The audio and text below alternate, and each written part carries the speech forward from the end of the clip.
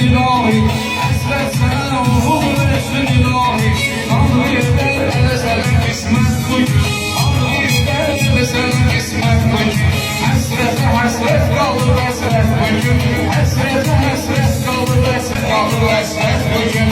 Ey müsaade etti nihayet bugün, sürme başa yüzünden salih ol cihan. İnsan gibi emel salih ol cihan, sen güzelliğe salih ol cihan. Hoş cümle verirdi şeramet bugün, hoş cümle getirir şeramet bugün. Hasrete hasret kalır hasret bugün. İnsanı hürmetli eden bir bari, insanı hürmetli eden bir bari, elini hikmetli eden bir bari, elini izzetli eden bir bari.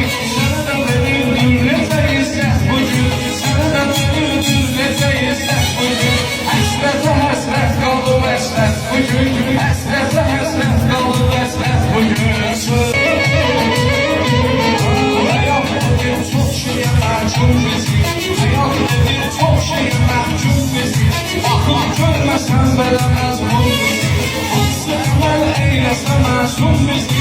Ele emel nur vere şöhret bugün, nur vere ele sana şöhret bugün. Hasrete hasret kalır hasret bugün, hasrete kalır hasret bugün. Atadan oğlu mehabbette görmüşük, atadan oğlu mehabbette görmüşük. Allah'ında keramette görmüşük, kabilde biz sefavette görmüşük. Onlara kardeş kadın Rusyet bugün, onlara kardeş kadın Rusyet bugün. Hasrete hasret kalır hasret bugün, hasrete hasret kalır hasret bugün. Yaxşılığı bakmamışız biz bize, yaxşılığı bakmamışız biz bize. İstəmə bizimlə müqayisə, qabil gəlməyir məhlisə. Qəssab yəsən satmayır yürək bugün, qəssab yəsən satmayır yürək bugün.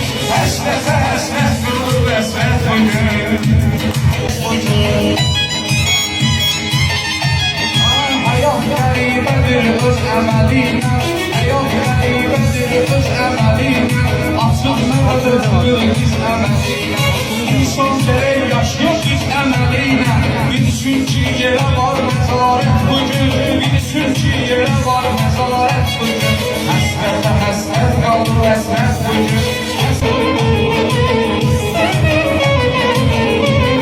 Şahidəki hikmət ilahidəndir, əzəmət qüdrət ilahidəndir. Bizdəki şan şöhrət ilahidəndir, bizdəki şan şöhrət ilahidəndir. Sənə də vereydi edə şöhrət bugün, sənə də vereydi edə. Görməsə varlıq yaşayır cahanda, görməsə varlıq yaşayır cahanda.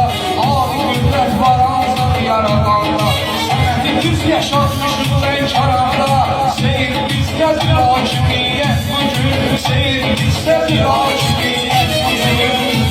Həsrəti qəsrətə həsrət qalır, və həsrəti ürəkdən almışdır qardaşlar.